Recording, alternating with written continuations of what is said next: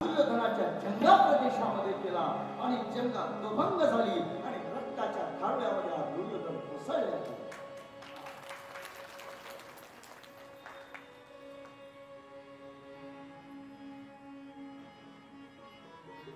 तिकडे तिकडे भीमाचा जयकार होतो. इतक्यामध्ये बलराम कुठेतरी गेलेले होते आणि पोहोचले आणि बलरामाने हातामध्ये गदा घेतली. भीम, मी आता तुला जिवंत ठेवणार. इतक्यामध्ये कृष्ण आडवे आले. म्हणजे दादा काय झालं? हे कृष्णा बाजूला हो तू, मी आज याला जिवंत ठेवणार.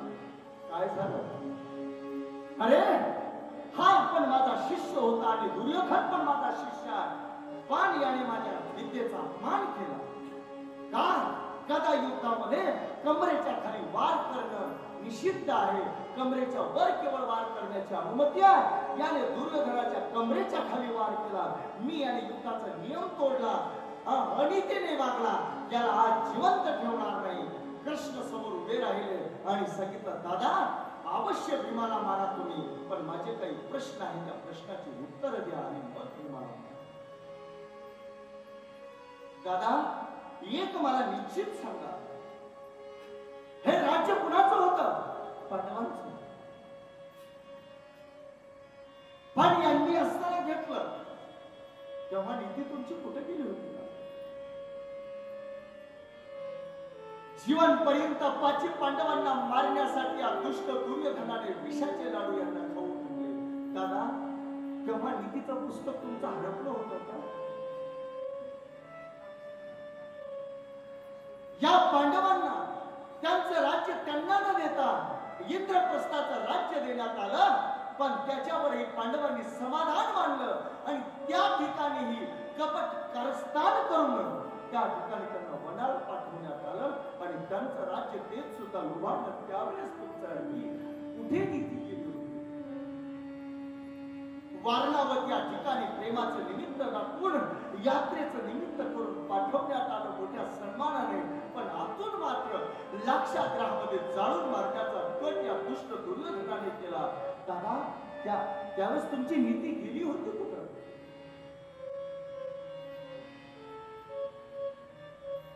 14 वर्षात 13 वर्षाचा वनवास पांडवांनी भोगला. कसलीही तक्रार केली नाही तरी सुद्धा त्यांचं राज्य त्यांना परत देण्यात आलं नाही. दादा तेव्हा नीती तुमची कुठं? मातृतुल्य असणाऱ्या द्रौपदीच्या वस्त्राला हात घालत असताना आणि त्या कुरुवंशाची लज्जा त्या कुरुप सभेमध्ये उघडी करत असताना त्यावेळेस तुमची नीती कुठे गेली होती? दादा याच्यातली एकही वेळी जर तुम्हाला नीतीचं दादा भान झाला असतं ना तर आज ही वेळ आली नसती आणि 18 अक्षौणी सैन्याला मरावं सुद्धा लागलं नसतं. काय उत्तर देणार दादा? शेवटी असणारी हातातली गदा रागराग दादाने फेकून दिली. म्हणजे कृष्णा मला माहित होतं तू असेल ना, तू मला आडवा येणारच. म्हणजे दादा मी आडवाच आहे तुम्हाला हे निश्चित समजा. म्हणजे जे करायचंय ते तुला कर. गदा फेकून दिली आणि रागराग निघून गेले. म्हणजे कर तुला काय करायचं मी जातो. म्हणजे दादा तुम्ही जाण्यातच कळले.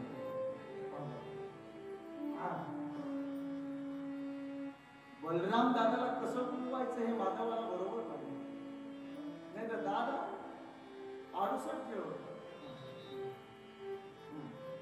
राधे राधे. रक्ताच्या थाळ्यामध्ये दुर्योधन पडलेला. पांडव त्या ठिकाणी विजयाची पताका घेऊन आपल्या शिबिरामध्ये आले. मला पांडवांचं भक्ताचं जीवन कसं असतं जरा लक्ष करा. आणि या घटना या भूमीमध्ये घडली. ही पावन भूमी आहे. इथे धर्माचा विजय करून देणारी, या जगाला धर्माची पताका उंचावून देणारी भूमी आणि दुष्टांचा संहार करणारी भूमी म्हणजे कुरुक्षेत्र. हा इतिहास आहे. मला वाटतं कुरुक्षेत्राला जर बाहेर बाजूला काढलं नाही इतिहासामधून तर बाकी इतिहास शून्य. या भारतवर्षाचा इतिहास जितका अनन्य साधारण या भूमीशी आहे ना तेवढा कोण्याच भूमीशी नाही. इतिहास लिहिला गेला याच भूमीच्या मागलेल्या या आणि साडलेल्या ग्रंथाने. ही भूमी आहे. म्हणून मी म्हणाल ना की मी जेवढा इथे प्रसन्न आहे कथा करताना तेवढा क्वचितच असेल. मग तुम्हालाही कळत असेल की मी खूप प्रसन्न मनाने चित्ताने कथा करत शांत पुढं परापरी नाही का असा योग कधी भाग्य त्या प्रभूचे उपकार म्हणावे त्याने सौभाग्य आपल्याला सर्वांना प्रदान केले. खरोखरच धन्यवाद आहे त्याचे. कुठेतरी आपण कृपेला पात्र आहोत. तुम्ही एक सांगू का, कुणी म्हणत असेल की मी कुरुक्षेत्र 4 बऱ्या केलं, कुणी म्हणते हे तीर्थ 8 लाख बऱ्या केलं. एक सांगू का, लाख बऱ्या तुम्ही नुसते आलात आणि दर्शन करून गेला आणि एक अशा पद्धतीचा सत्संग केला तरी सुद्धा याची बरोबरी त्या लाख मिळायला तसं यायचं म्हणलं तर दररोज ट्रेनचा तिकीट इथूनच जातो तो. बसचे ड्रायव्हर इथंच येतील. आपल्या तिकडून एसटी घेऊन येणारे ड्रायव्हर किती वारे आले, किती वारे आले, पण त्यांचा गांजा दारू सुटली का तरी. बरोबर. तीर्थामध्ये केवळ जाण्याला महत्व नाही, तीर्थ हे हृदय आपलं त्या तीर्थासारखं बनलं पाहिजे.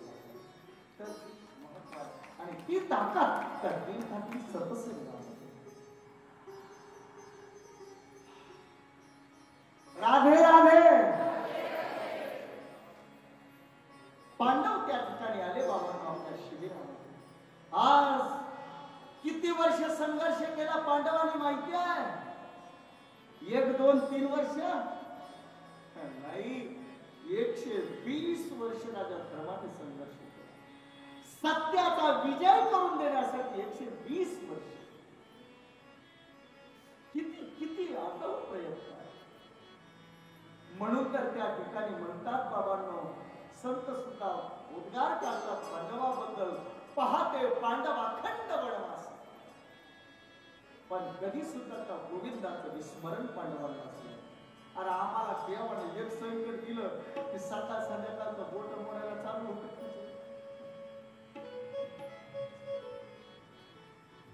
मी मगाच म्हणलं इतिहास कोणाची नोंद घेणार. आले पांडव शिबिरात. 1 वर्ष 120 वर्षाच्या संघर्षानंतर आणि 18 अक्षौणी आणि महान देवतासारख्या जगाला जिंकू शकणाऱ्या अशा वीरांवर मिळवलेल्या विजयानंतरचा आनंद कसा असायला पाहिजे.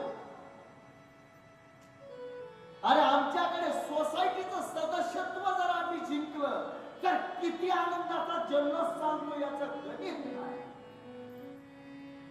ग्रामपंचायतचं सदस्यत्व मिळालं तर किती मोठा जल्लोष होतो याचा अंदाज नाही का चेअरमन.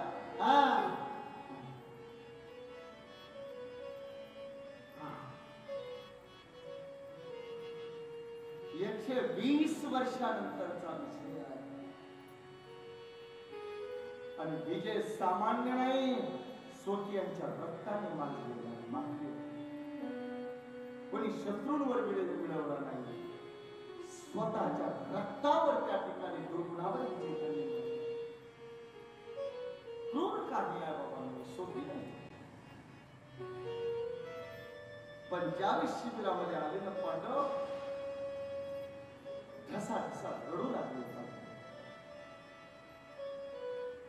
कृष्णाने विचारले पांडवांना काय झालं नाही. बाबा विजय तुमचा मिळाला, आज तर आनंदाची पताका, ढोल तासे नगाडे वाजण्याचा दिली नाही आणि तुम्ही रडत आहात. युधिष्ठिराने सांगितलं कृष्णा हा विजय नकोसा वाटतो. स्वकीयांच्या रक्ताने मापलेला हा विजय नकोसा वाटतो. याला उदासीन म्हणतात. ज्या वेळेला पराजय झाला ना आणि वनामध्ये जावं लागलं ना पांडव तेव्हा सुद्धा असेच होते. आणि आज सर्व जगावर विजय मिळवला तरी पांडवांच्या नेत्रामध्ये अश्रूच आहे. याला तुकोबारायांच्या शब्दातला जर उदासीन म्हणायला गेलं ना तर हा उदासीन. गीतेतला उदासीन सांगायला गेलं ना तर हा उदासीन आहे. उदासीन गतवेद हे जीवन आहे. सुख दुःखे समे कृत्वा लाभा लाभ जया जयो सर्वारंभी परित्यागी यो मद भक्त अनपेक्ष सुचिर दक्ष उदासीनो गतव्यतः. कोणती अपेक्षा नाही मनामध्ये. केवळ धर्माच्या विजयासाठी आणि सत्यासाठी पांडव झगडले बाबा. रडू लागले. नको मला विजय काय करायचं सांगितलं. पांडव आज दुःखी झालेले आहेत. अरे विजयानंतर दुःखी होणं ही पहिली काही. विजयानंतर कोणी दुःखी होतं. पांडवांना सांगितलं चला आज काहीतरी मला तुमच्याशी गुप्त मंत्रणा करायची. गंगेच्या किनारी आज आपण जाऊया आणि सर्वजण या कुरुक्षेत्रावरून गंगेच्या किनारी. त्या गंगा जवळ का चांगली 150 किलोमीटर आहे गंगा. आणि गंगेच्या किनारी आपण जाऊया विचार केला. द्रौपदीचे पंचपुत्र म्हणले आम्हाला नका आम्ही इथंच जाऊ. आणि 5 पांडवांनी माता द्रौपदी कृष्णाबरोबर निघून गेले. इतका इतका विश्वास आहे कृष्णावर. तुम्ही आम्ही म्हणलो असतो ना एवढे थकलो आता झोप आज गंगेच्या किनारी काय पण नाही. चला म्हणाला ना निघाले त्यांच्या पाठीवर.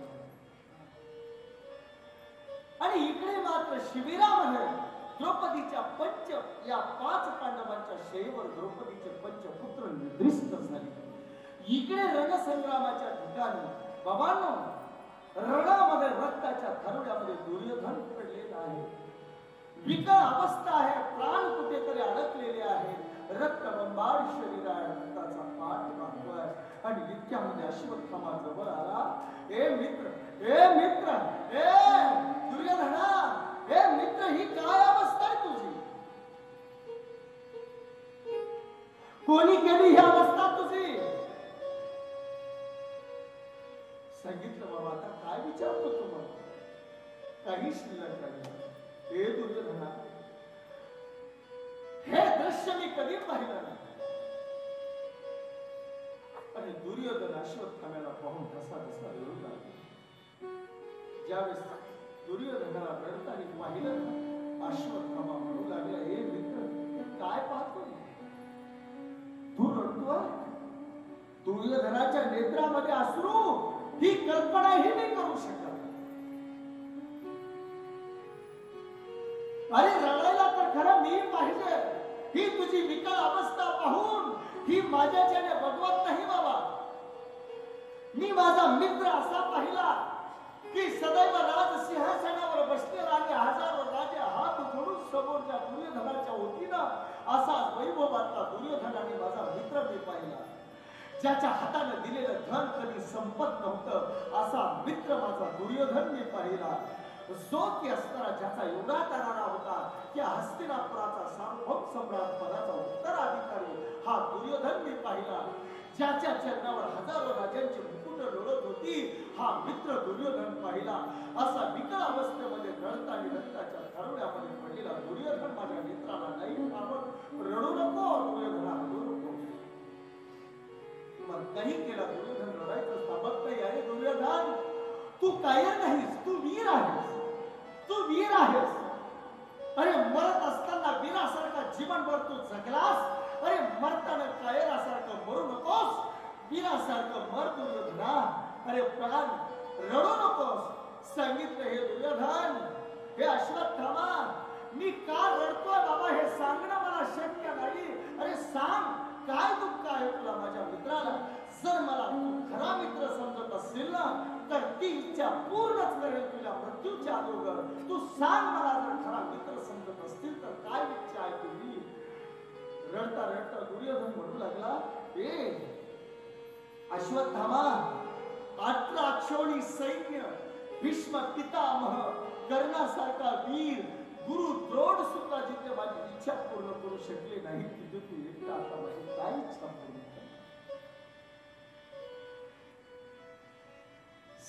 काय इच्छा. अरे बाबा शंका घेतो. खरा मित्र जर मला मानत असेल तर अवश्य सांग.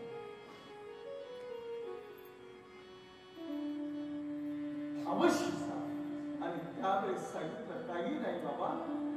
रडता रडता म्हणू लागला दुर्योधन की अश्वत्थामा आज हे राज्य पांडवाला जातं याचं दुःख मला वाटत नाही. हस्तिनापुराचं राज्य त्या गादीवर पांडव बसतात याचंही दुःख मला वाटत नाही. 18 अक्षौणी सैन्याला या ठिकाणी मरावं लागलं याचंही दुःख मला वाटत नाही. माझे प्राण जात आहेत याला समजतो. जो आम्हाला उष्ण पैसे देतो तो आमचा मित्र, जो आम्हाला पुढे खाऊ घालतो तो आमचा मित्र, जो रस्त्यावर चव्हाट्यावर आम्हाला कवरही गप्पा मारत बसतो तो आमचा मित्र, जो आम्हाला फुकटची पिऊ घालतो जीवन आमचं बरबाद करतो तो आमचा मित्र. कधीही असताना आम्ही सांगल ते काम ऐकतो म्हणजे आमचा मित्र. सारखा सावलीसारखा मागं पुढे असतो म्हणजे तो आमचा मित्र. शास्त्र म्हणत आहे एकही मैत्रीमध्ये हा बसत नाही. जीवनाचं कल्याण करायचं असेल तर मित्र त्याला समजा. कुणाला? मित्र त्याला करा, मित्र त्याला समजा. तो खरा मित्र आहे की जीवनामध्ये चालत असताना जर आपल्या मित्राचं पाऊल वाईट मार्गाला पडू लागलं तर प्राणाची बाजी लावून ते वाईट मार्गाला पडणारं पाऊल सन्मार्गाला लावण्याचा जो प्रयत्न करतो जीवनामध्ये त्याला मित्र म्हणा. कल्याण करायचं. एक सांगू का? जीवनामध्ये सर्वात मोठा पुण्यवान संतांनी कोणाला म्हटलं तर जो वाट दाखवणार. कुणाला म्हटलं? वाट दाखवणारा इतका पुण्यवान या जगामध्ये संतांनी बोलला. वाट दाखवून गेले आधी दयानिधी संत. वाट दाखवणारा कोण आहे? तो दयानिधी संत. जो सन्मार्गाची वाट दाखवतो ना त्याच्यासारखं पुण्य या जगामध्ये राधे राधे राधे राधे. गेला अश्वत्थामा विचार करू लागला की कसं मारणार.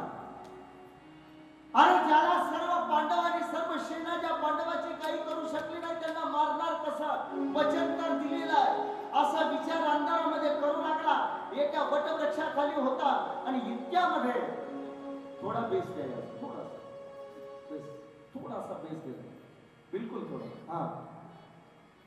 इतक्यामध्ये वटवृक्षाखाली बसलेला आहे आणि एक कावळा घुबड आलं. कावळ्याच्या पिलाचे मुंडके कुरताडून ही घुबड नीती याच्या मनामध्ये आली आणि त्याने विचार केला की असाच पांडवांचा घात का. जे अंधारात काम करतात ना ते घुबड म्हणायचे. जे अंधारात कावा करतात ना ते माणसाच्या अवलादीचे नाही, ते घुबड म्हणायचे. रात्रीच्या अंधारामध्ये एखाद्याचा घात करणारी आजही आहेत ना काही. कपट कारस्थान करणारी हे माणसं नाही, हे घुबड घुबड. राधे राधे.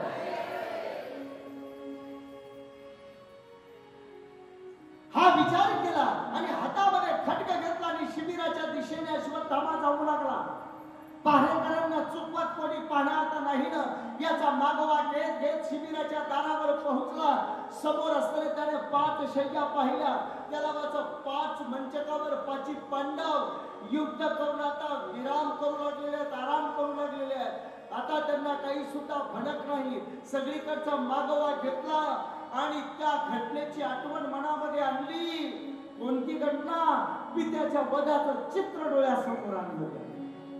कोणतंही काम करायचं म्हणलं नाही एखादं चित्र डोळ्यासमोर आणावं लागतं, त्याशिवाय क्रोध उभा राहत नाही. कोणतं चित्र होतं माहिती आहे?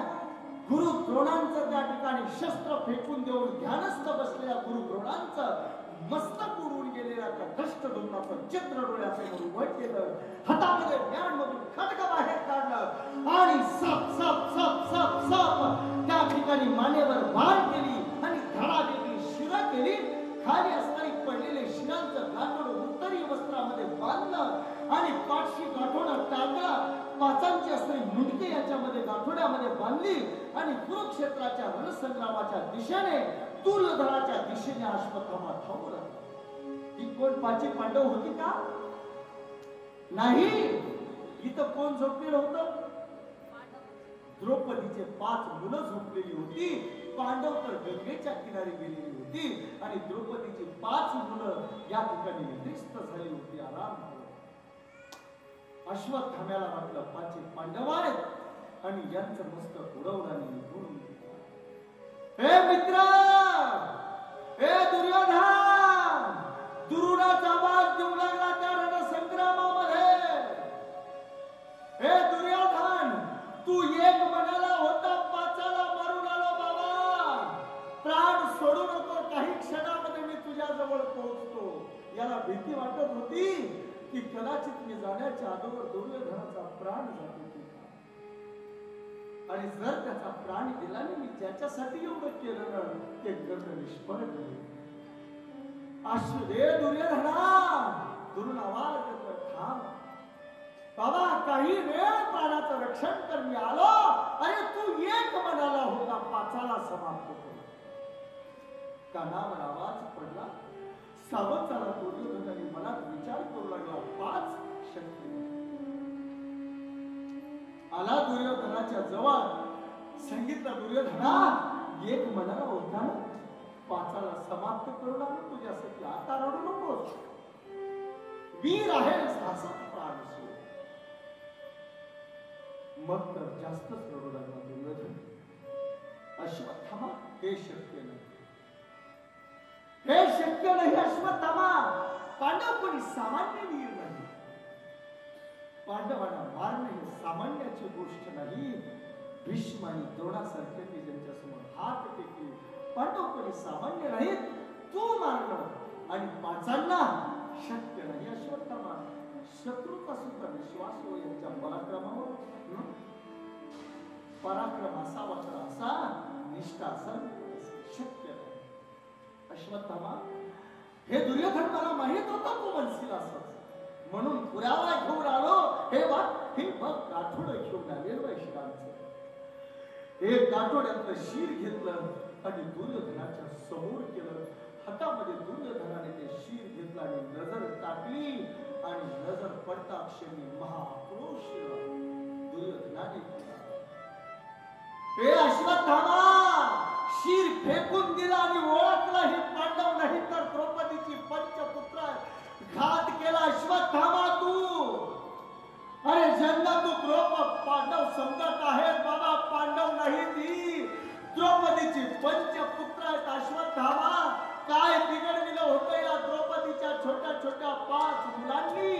अरे का हत्या केली बाबा. तू माझा मित्र नाही तर तू माझा शत्रू आहेस. तू माझा मित्र नाही तर तू माझा शत्रू आहेस. अरे पांडव जरी माझे शत्रू असतील तरी माझे ते वंशज होती. आज पांडव जरी समाप्त झाली असती तरी पांडवाचा आणि आमचा वंश या 5 मुलांनी चालवला असता. आज कुरुवंशामध्ये कोणीही तू जिवंत ठेवला नाही. पांडवाच्या मृत्यू पश्चात आता आमचा वंश हा निर्वंश बनेल. हा आमचा वंश निर्वंश बनेल. आमच्या वंशाचा तू घात केला. अरे तू मित्र नाही, शत्रू आहेस. शत्रू आहे, धिक्कार आहे तुझ्या मित्रत्वाचा. धिक्कार केला, महाक्रोश आणि त्या दुर्योधनाने केला आणि अंतिम ब्रह्मध्वनी करून त्या ठिकाणी त्या दुर्योधनाने आपल्या प्राणाचा उत्कर्ष केला आणि या शरीरातून प्राण काढून महाप्राणामध्ये विलीन केला आणि रक्ताच्या थरव्यामध्ये ते मृतदेह दुर्योधनाचा पडला.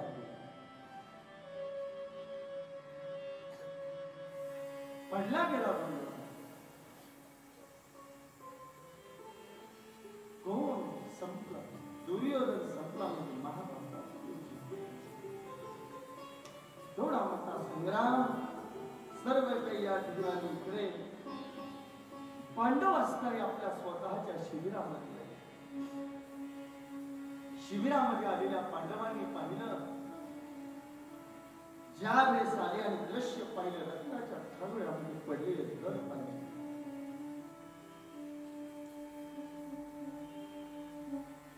ज्यावेळेस द्रौपदीने हे दृश्य पाहिलं, महाक्रोश केला.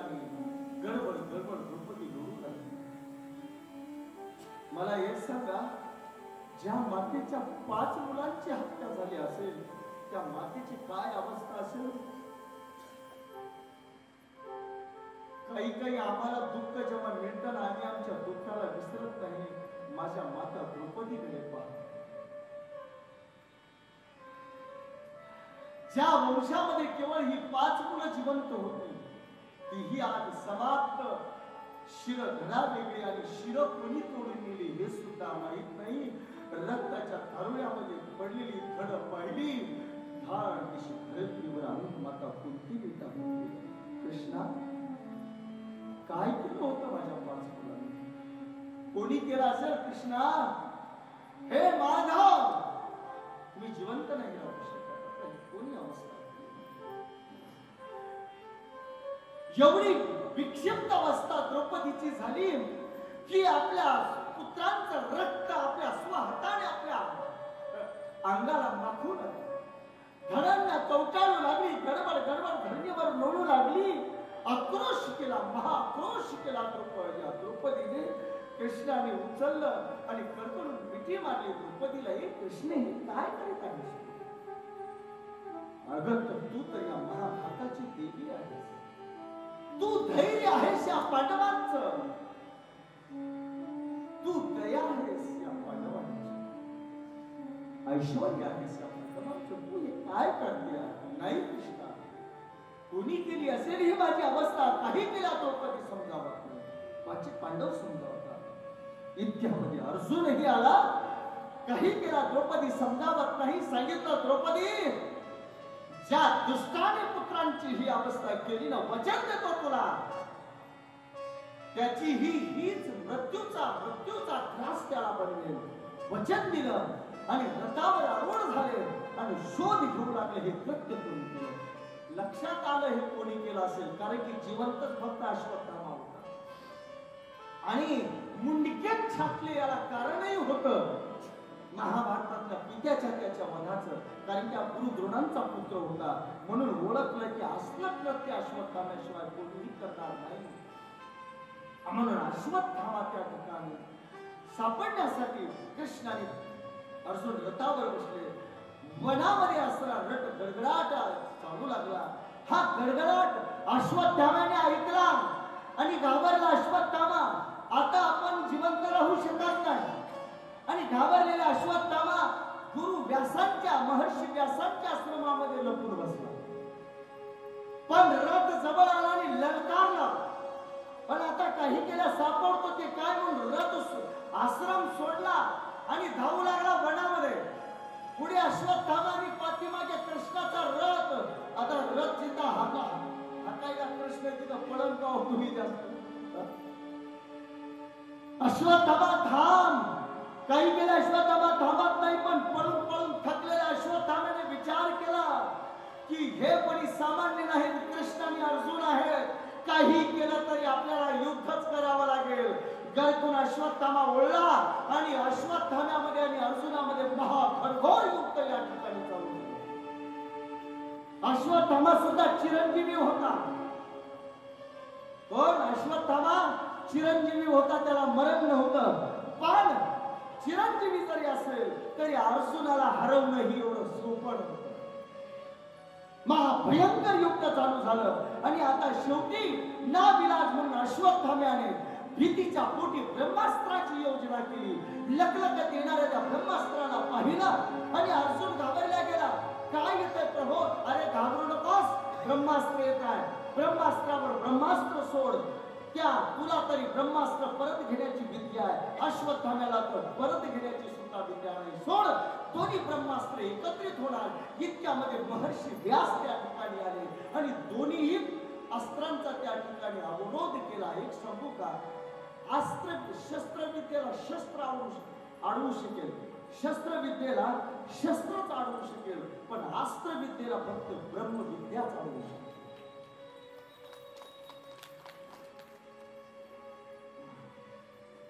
दोघांचाही अवरोध केला. तिला समाप्त करू शकत नाही, थांबवू शकत नाही. फक्त थोड्या वेळ तिचा विराम करू शकतात, स्तंभन करू शकतात. आणि दोन्ही अस्त्रांचं कंपन त्या ठिकाणी सांगितलं. हे कृष्णा, माहित आहे ना तुम्हाला की बाबा ब्रह्मास्त्रासारखे अस्त्र वैयक्तिक युद्धामध्ये वापरायचे नसतात, केवळ जनकल्याणासाठी यांचा उपयोग केला जातो. सांगितलं गुरुवर हे माहित होतं, पण दुष्ट अश्वत्थाम्याने ब्रह्मास्त्र सोडल्यामुळे अर्जुनाचा नाविलाज झाला आणि ब्रह्मास्त्र सोडावं लागलं. जे असेल ते असेल, दोन्हीही वीरांना सांगितलं की तुम्ही हे अस्त्र परत घ्या. अर्जुनाला तर अस्त्र घेण्याची परत घेण्याची विद्या होती, ब्रह्मास्त्राला परत घेतलं, पण अश्वत्थाम्याला ही विद्या नव्हती. मान बघा ना, जुन्या काळातले खरोखरच त्या गुरूंना प्रणाम. या क्षणी या क्षेत्रामध्ये अश्वत्थामा कुणाचा मुलगा होता माहिती? गुरु द्रोणांचा होता. आणि अर्जुन कुणाचा शिष्य होता? गुरु द्रोणांचा शिष्य होता. आणि अश्वत्थामा कुणाचा शिष्य होता? गुरु द्रोणांचा शिष्य होता. पण धन्य आहेत बाबांनो असताना अशा गुरूंनी आमचा भारताचा इतिहास पडलेला आहे की स्वतःच्या मुलाला ब्रह्मास्त्र परत घेण्याची विद्या शिकवली नाही, पण अर्जुनासारख्या शिष्याला ती विद्या शिकवली. प्रणाम आहे अशा गुरु. मी सतत सांगतो की इतिहास कोणाची मी नोंद घेत नाही. आमच्या पोराचं चॉकलेट दुसऱ्या पोराला द्यायला आम्हाला जड जात होतं. ब्रह्मास्त्र सारखी विद्या धन्य आहे. आणि अशा गुरूंनी आमची भारत भूमी पुनीत झालेली आहे. गुरु द्रोणांसारखे गुरु या भूमीला लागले.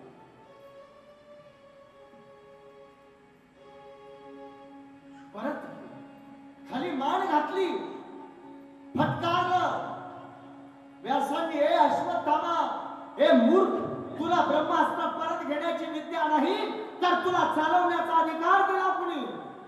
चल, तुला परत घेता येत नाही, तर या अस्त्राची दिशा बदल. आणि याने त्या दिशेमध्ये संकल्प केला, तो म्हणजे उत्तरेच्या धर्माचा. याच्या मनामध्ये चिडत बसली होती, निर्वंश तू वंश केला म्हणजे. इतक्यामध्ये जाऊन अर्जुनाने पकडला अश्वत्थाम्याला आणि केसाला पकडून रथाला बांधलं आणि फरफडत त्या ठिकाणी शिबिराच्या दिशेने निघू लागले. फरफड चालू झाली आणि ओढत द्रौपदीच्या समोर आणू लागले. दूरनच फरफडत ज्यावेळेस त्या गुरु द्रोणपुत्राला अश्वत्थाम्याला येताना पाहिलं आणि द्रौपदीचं मन पिळवटल्या गेला, आपल्या पुत्राची दुःख विसरल्या गेली आणि ओरडतच धावतच गेली, अर्जुन सोडून द्या त्याला, सोडून द्या. मुच्यतामेष ब्राह्मणो नितराम गुरु. हे अर्जुन, सोडून द्या त्याला. आणि दारावर आल्याबरोबर त्या अश्वत्थाम्याला गुरुपुत्र आहे म्हणून साष्टांग प्रणाम द्रौपदीने केला. काय देवी आहेत आमच्या, या देवी आहेत त्या भारताच्या. नमस्कार केला द्रौपदीने. अर्जुन रडू लागली. द्रौपदी विनंती करते हात जोडून, अर्जुन सोडून द्या. अगं द्रौपदी, या दुष्टाने तुझ्या 5 मुलाला मारलं, याला सोडून दे म्हणते. अर्जुन माझ्या 5 पुत्रांना मारलं असेल, पण मला ते चित्र आठवतं.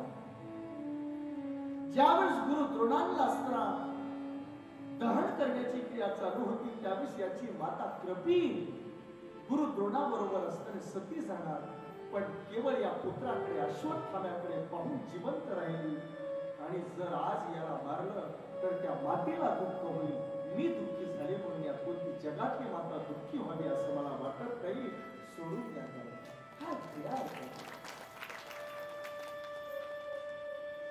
हे अर्जुन, ज्या गुरु द्रोणांनी याला स्वतःच्या मुलाला ती विद्या शिकवली नाही, ज्या विद्येच्या जोरावर आज याला परास्त केलं तुम्ही, ती विद्या स्वतःच्या मुलाला शिकवली नाही, पण अर्जुन तुम्हाला शिकवली. अशा गुरु द्रोणांचा पुत्र आहे, त्या त्याला किती दया. द्रौपदी विनंती करते. म्हणूनच म्हणतात द्रौपदी दया आहे बाबा. शास्त्र म्हणत आहे दया धर्म का मूल है, पाप मूल अभिमान. तुलसी दयाल छाड़ी जब लग घट में प्राण। जोपर्यंत दया आणि बाबांना दया आहे ना, हे सांगू का, या पाचही पांडवांचं जर महत्व कुणामुळे असेल तर केवळ द्रौपदीमुळे. कशामुळे माहितीये? युधिष्ठिर हे सत्याचं प्रतीक आहे. बघा, युधिष्ठिर सत्याचं प्रतीक आहे. भीम हा बलाचं प्रतीक आहे. अर्जुन हा शौर्याचं प्रतीक आहे. नकुल हे ज्ञानाचं प्रतीक आहे आणि सहदेव हे स्वरूपाचं प्रतीक आहे. पण एक सांगू का, सत्य जरी असेल पण दया नसेल तर त्या सत्याला किंमत नाही. बल जरी असेल पण त्या बलामध्ये दया नसेल तर रावणाकडे कमी बल होतं का, पण त्याच्यामध्ये दया नसेल तर त्या बलाला किंमत नाही. शौर्य जरी असेल, प्रताप जरी असेल, पण शौर्यामध्ये जर त्या दया नसेल तर त्या शौर्याला किंमत नाही. ज्ञान जरी असेल पण ती ज्ञान जर दयायुक्त नसेल तर त्या ज्ञानालाही किंमत नाही. आणि सुंदरता या जगातली कितीही असेल पण तिथे जर दया वास्तव्य करत नसेल तर त्या सुंदरतेलाही किंमत नाही. या सर्व गोष्टीला किंमत देणारी एक गोष्ट आहे ती दया, आणि तिचं नाव आहे माता द्रौपदी.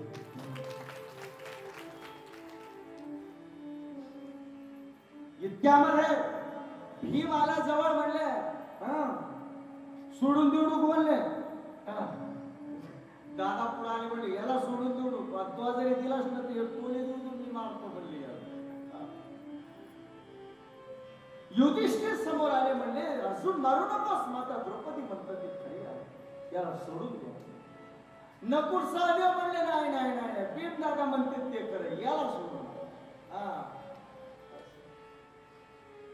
प्रश्न पडला, आता मारावं का सोडावं, काय करायचा हा प्रश्न पडला गेला. शेवटी कृष्णाकडे पाहिलं, म्हणजे माझ्याकडे काय बघतो अर्जुना, तुला नाही का कळत, आणि एवढं मोठं गीतेचं ज्ञान दिलंय तुला, आता तरी समज. विचार केला आणि शेवटी बाबांना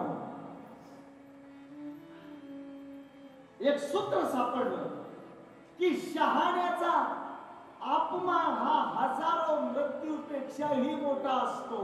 कुणाचा? शहाण्याचा, बरं का, मूर्खाचा नाही.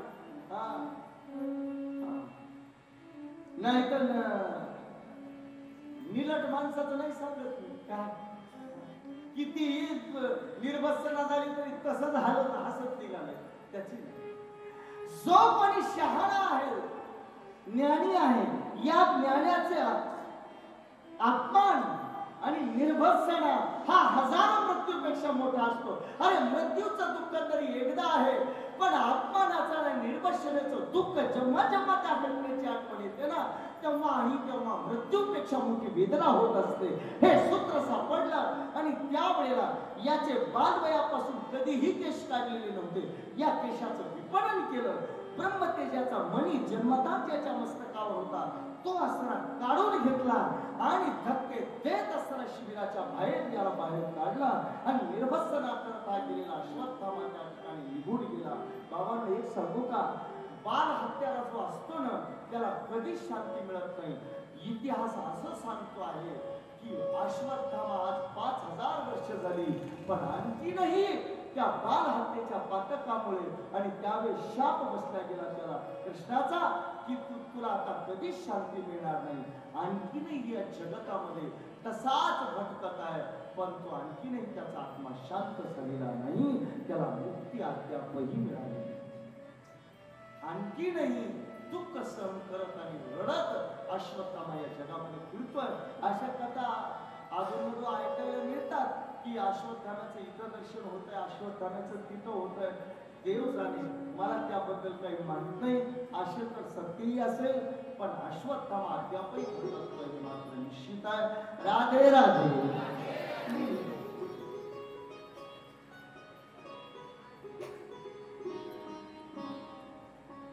यांना असताना त्या ठिकाणी गेला. बाबांनो एक लक्षामध्ये घ्या, द्रौपदीने असं त्या ठिकाणी सांगितलं की याला मारू नका आणि तिचं ऐकलं का शास्त्र सांगत द्रौपदी म्हणते पूजी विप्र सकल गुण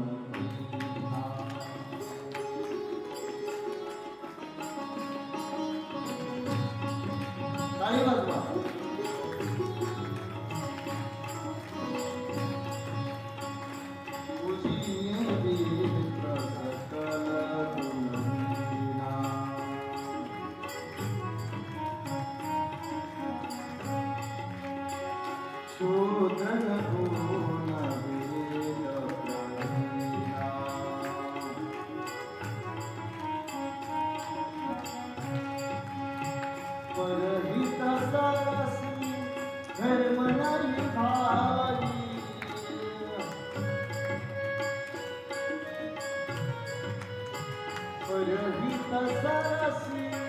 धर्म नहीं भाई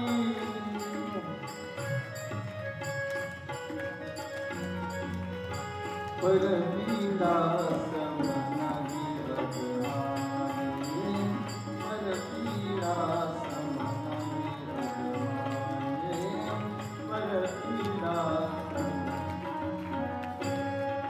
परवीरा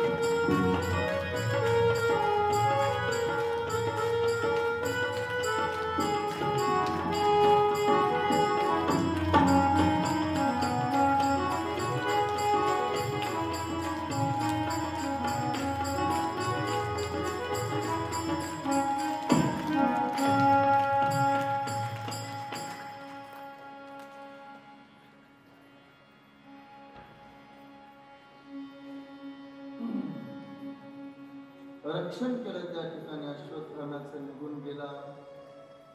पांडवाच्या राज्याची असताना त्या ठिकाणी स्थापना झाली. सर्व यथाभूत असताना राज्य धर्मात भगवंताने असताना विचार केला की आता आपण द्वारकेला गेलो. पण इथून द्वारका किती किलोमीटर आहे अंदाजे मी काय टाकलं नाही, बघावर नेटवर टाकून आत्ताच सांगणार कुणाचा, पण माझ्या मते तरी मी 1400-1500 किलोमीटर असेल द्वारिका.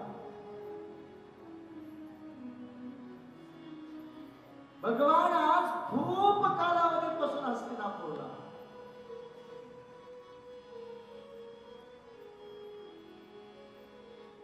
द्वारकेला गेला पाहिजे, तिकडे वाट पाहत आहेत असा विचार करत होते.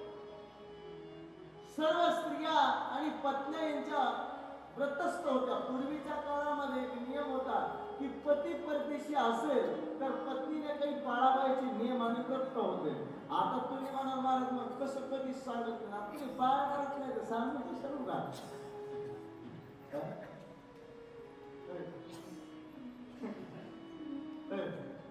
त्यांनी काही व्रत आणि नियम केले पाहिजे असं विधान कृष्णाच्या बायका करत होत्या. म्हणून विषय आला. तुमचं नाव सांगितलं राधे राधे. कित्येक वर्षापासून या सर्व कृष्ण हस्तिनापुराला असल्यामुळे कृष्ण पत्न्या व्रतस्थ होत्या आणि आज आपण गेलं पाहिजे हा विचार आता सर्व निवांत झालं. जाण्याची तयारी भगवान करू लागले. सर्व साश्रू नयनाने माझ्या प्रभूला असतात त्या ठिकाणी निरोप देऊ लागले.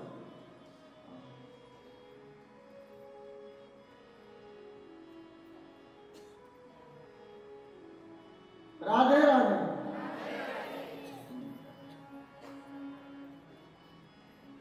निरोप देत असताना खाली बसा, खुर्ची घ्या तिथं बसा.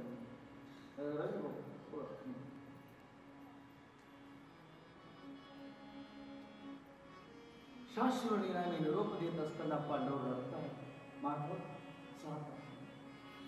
राहण्याची हिंमत होत नाही. लय पाहुणा खूप दिवसापासून राहत असला, अहो कधी कधी लय दिवस राहिल्यानंतर काम करू आता असला ना तर लोक शेजारी पाजारी काय म्हणतात माहितीये का, आता तुम्हाला पाहुणा जाऊनच देऊ वाटाणा काम करीत असला. असं काही नसतं पण लोक म्हणतात. आज कित्येक वर्ष झाली होती हे दुरुस्त करण्यामध्ये, धर्माचं राज्य स्थापित करण्यासाठी भगवान प्रयत्नशील होते. आज माधवाबरोबर राहण्याची जगण्याची सवय होती आणि तो प्राण होता. आज द्वारकेला जातोय म्हणल्यानंतर राहा म्हणण्याची हिंमत होत नाही, पण जाणं ही सहन होत नाही. ढसा पांडव रडू लागले. सर्वांनी माना खाली घातल्या. नकुल सहदेव भीम अर्जुन माता द्रौपदी पण रडू लागली. कृष्ण जात असताना करकरून मिठी मारली प्रभूला. सुभद्रा सुद्धा रडते. सख्खी बहिणी सुभद्रा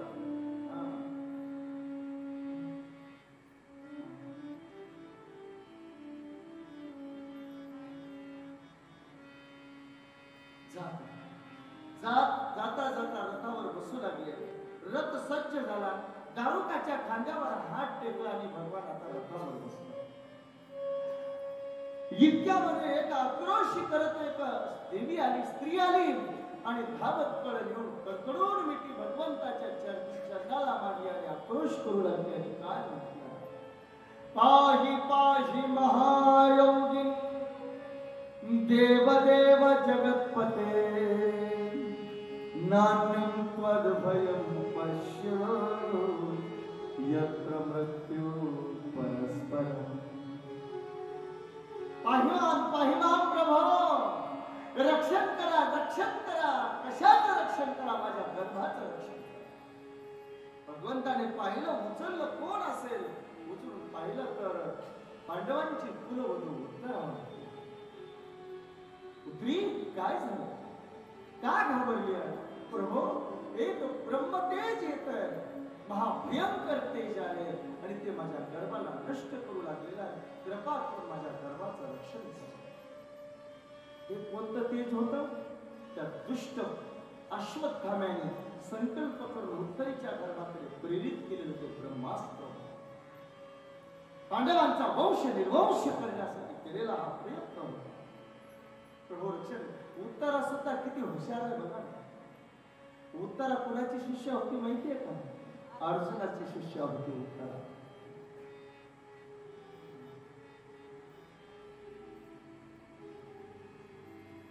जर म्हणली असती माझं रक्षण करा तर एका दिवस उत्तरेचं झालं असतं पण गर्भाचं झालं नसतं. पण उत्तरा किती बुद्धिमान आहे. माझं म्हणत नाही गर्भाचं रक्षण करा म्हणते. अरे गर्भाचं रक्षण करायचं म्हणजे मातेचं पण करावंच लागेल ना, तर गर्भ सुरक्षित राहील. असं काही सिंगल डोकं चालत नाही. सावकार तुमच्यासारखं देवर काही तो सावकार. राधे राधे.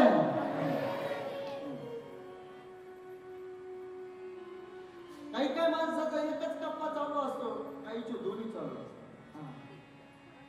एकच कप्पा चालू असतं दोन्ही चालू असण्याचा फरक काय माहिती नाही. म्हणजे काही माणसं एक अंगाने विचार करणारे असतात आणि काही माणसं दोन्ही अंगाने विचार करणारे असतात. कोण्याही गोष्टीचा विचार हा दोन्ही अंगाने झाला पाहिजे. राधे राधे.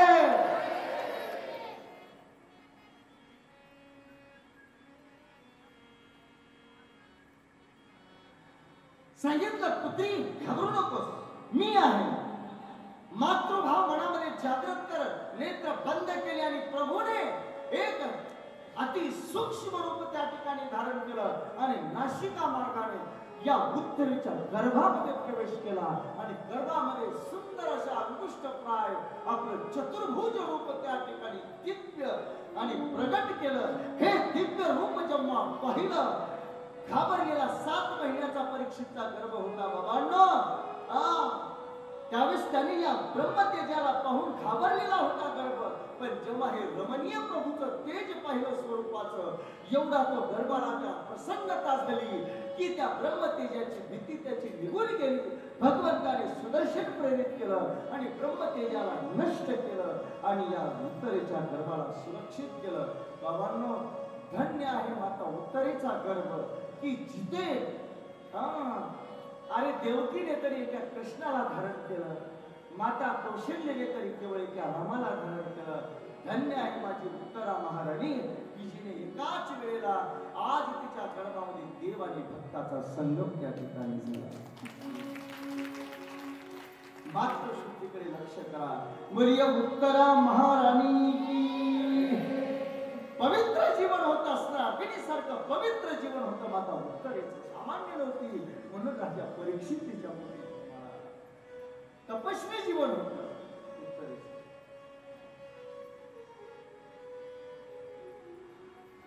पांडवांनी पाहिलं मग तर पांडव अति रडू लागले. पण शेवटी निरोप घेतला आणि रथ द्वारकेकडे जाऊ लागला. जात असताना रथ द्वारकेच्या रस्त्यामध्ये थोडा पुढे जातोय ना एक विस्मित घटना अशी घडली की समोर रस्त्यामध्ये हात जोडून माता कुंती त्या ठिकाणी उभी आहे.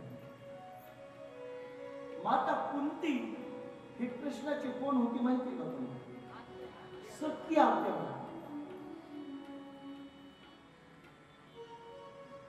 आता कोण्याही आत्याला स्त्रीला भावाचा मुलगा म्हणजे पुत्रासारखाच वाटतो ना. म्हणून कृष्णही तिला पुत्रवतच होता ना आणि जीवनभर त्याचा पुत्र म्हणूनच त्याच्याकडे पाहिलं. कुणाकडे? कृष्णाकडे पुत्र म्हणूनच पाहिलं. सांभाळही पुत्र म्हणूनच त्या ठिकाणी केला. सर्व संभाषण पुत्र रूपाने हिचा माता रूपाने ओळखला. पण आज जेव्हा माता कुंतीला हात जोडून पाहिलं आणि त्यावेळेला मात्र रथ खबकल्या गेला आणि रथावरून कृष्णाने उडी मारली आणि साष्टांग प्रणाम माता कुंतीला करण्यासाठी गेले. माते, ए आत्या, अगं आज ही उलटी गंगा कशी वाहते? अगं मी तुला नमस्कार करायला यायचं की तूच मला नमस्कार करते? कृष्णा, आता या भोळ्या भावळ्या गोष्टीमध्ये मला फसवू नकोस. गंगा तर उलटी आतापर्यंत वाहत होती, खरी सुलटी आज झाली. काय म्हणायचं? अरे तू पुत्र, मी तुझी आत्या आणि तू माझा पुत्र, हे शक्य नाही. अरे हेच समजून तू फसवलास आतापर्यंत. तू कुणाचा पुत्र नाही, काही नाही, तर तू साक्षात भगवान आहेस हे मी ओळखलं. पण तू असा मनमोहक आहेस की साध्या सहज गोष्टीमध्ये फसवण्यामध्ये तू असणार माहीर आहेस. आम्हाला सुद्धा या नात्याच्या दोऱ्यामध्ये फसवलास आणि आतापर्यंत पुत्र आणि आत्या म्हणून केवळ सन्मान दिलास. पण तू असताना पुत्र नाही, तर तू साक्षात भगवान आहेस. आज माझ्या वंदनाचा स्वीकारच करावा. अगं आत्या, काय म्हणते तू वेड्यासारखं? अगं मी आत्या तुझा बंधू वसुदेवाचा पुत्र, लवाड लवाड. अरे वसुदेवाचा खरा पुत्र की देवकीचा? अरे नंदाचा की यशोदेचा? जगाला कळून दिला नाही सांगतील. हेच तर तुझी कला. अगं नाही, मी पुत्र आहे मात्र तुझा नमस्कार करू दे. नाही कृष्णा, आज तर नमस्कार माझा स्वीकार करावा लागेल, माझ्या वंदनाचा स्वीकार करावा लागेल. अगं आत्या, तू काय म्हणते? मी तुझा मुलगा, पुत्र. अरे हे नाटक किती करतो हे मला माहिती आहे. आणि आठवण करते माता कुंती आज उकळ बंधनाच्या तयारीची. ज्यावेळेस माता यशोदेनं उकळाला बांधलं होतं कृष्णाला, आणि त्या दिवसाची आठवण माता कुंती करते आहे. कारण की नंदाच्या घरी कृष्णाला पाहण्यासाठी ही आत्या गेली. म्हणूनच मला वाटतं तेव्हापासून प्रथा पडली का काय, बाच्याला बघायला आत्या जाते. पण आजच्या आत्याला खतरनाक आले. राधे राधे.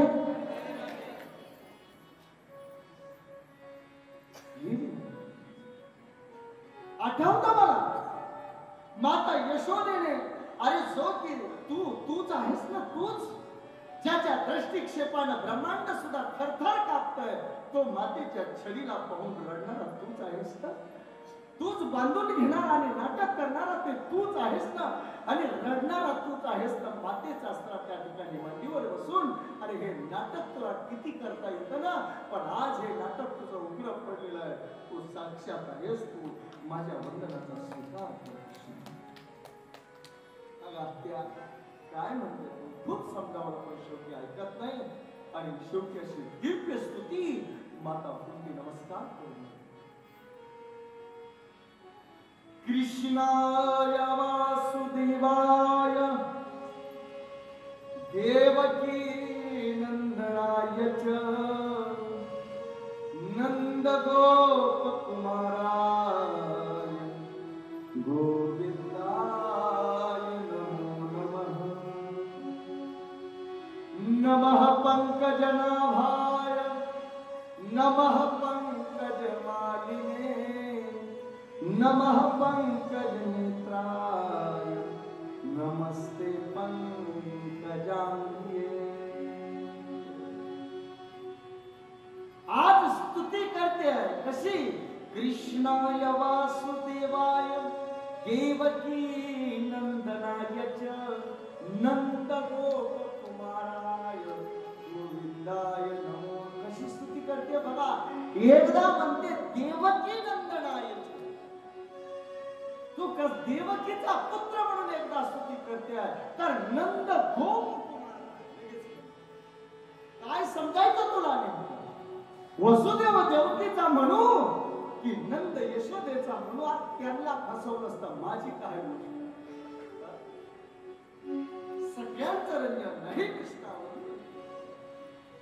त्या आज मला भगवान म्हणतेस ना, जाऊ तुला किती सांगितलं तरी कळत नाही. मग एक काम कर, भगवंताला काहीतरी मागितल्या जातं. आज माग मला काहीतरी.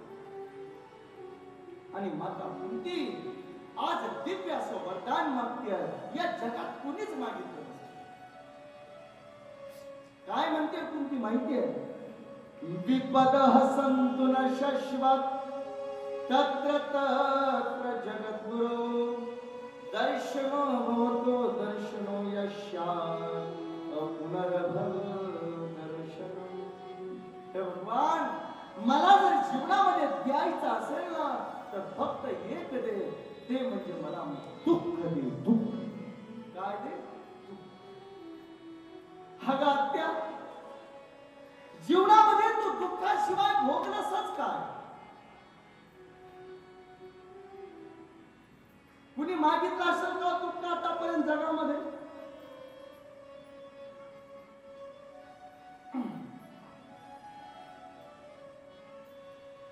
का दुःख मागते? अगं माझे दुःखच तर तू भोगलंस नाही बाबा. प्रभू, जेव्हा जेव्हा दुःख मिळालं ना, तेव्हा तेव्हा तुझी प्राप्ती झाली. अगं पण माझ्या पुढं दुःख मागण्याची गोष्ट आहे का? दुःख मागितलं का कोणी आतापर्यंत जगात? म्हणले का जेव्हा जेव्हा दुःख झालं ना, तेव्हा तेव्हा तुझं दर्शन आणि तुझं भजन झालं. आणि तुझं भजन हे आमच्या भक्तांसाठी खरं सुख आहे. तुझं भजन तर आमचा प्राण आहे. तुझं स्मरण हे आमचं प्राण आहे. आणि तुझं स्मरण हे आमचं सुख आहे. आणि तुझं विस्मरण हे आमचं दुःख आहे. म्हणून द्यायचं असेल तर दुःख दे. आणि प्रत्येक दुःखाची आपल्या घटनेची आठवणी ते माता पूर्ती करू लागली. अगं मी केला असता तर खूप खूप विस्तार होईल त्याचा. काय काय असतं दुःख भोगली मी. आणि तेव्हा तू कसं आमचं रक्षण केलं करू लागली त्या दुःखांची आठवण करून. तेव्हा तेव्हा तू मिळाला. म्हणून मला जीवनामध्ये दुःखाशिवाय काही. अगं आत्या, दुःखाशिवाय काही भोगलंच नाही. माता कुंती इतकं दुःख या जगामध्ये कोणी भोगलं असेल? राधे राधे. माता कुंतीचा जन्म कुठे झाला? कुंती बद्दल कुठे झाला? सुरसेनाची पुत्री म्हणून जन्माला आली. पण राजा सुरसेनाचा पुत्र कुंतीचा नंतर हा वसुदेव. वसुदेवाची सख्खी बहीण सुरसेनाची पुत्री कुंती. पण ही लपली कशी? जगाला कशी माहित नाही झाली? बाबांनी याच सुरसेनाचा एक परममित्र होता, ज्याचं नाव होतं कुंतीभोज. एवढे जिव्हाळा होता एकमेकाशी की आपली स्वतःची पुत्री सुरसेनाने सांगितलं की तुझी पुत्री मला भेट दे, दान दे. आणि आपल्या मित्राला स्वतःची पुत्री त्या ठिकाणी प्रदान केली.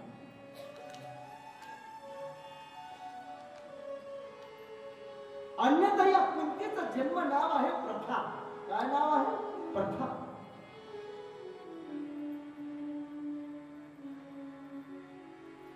या प्रथेला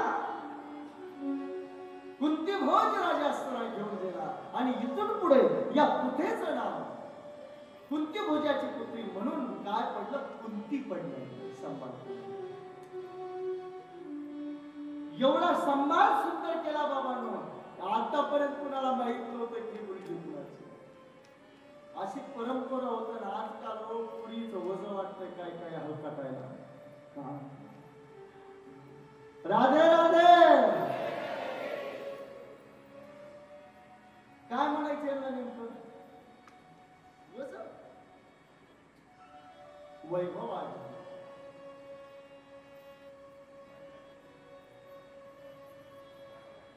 माते या ठिकाणी कुंती राहत असताना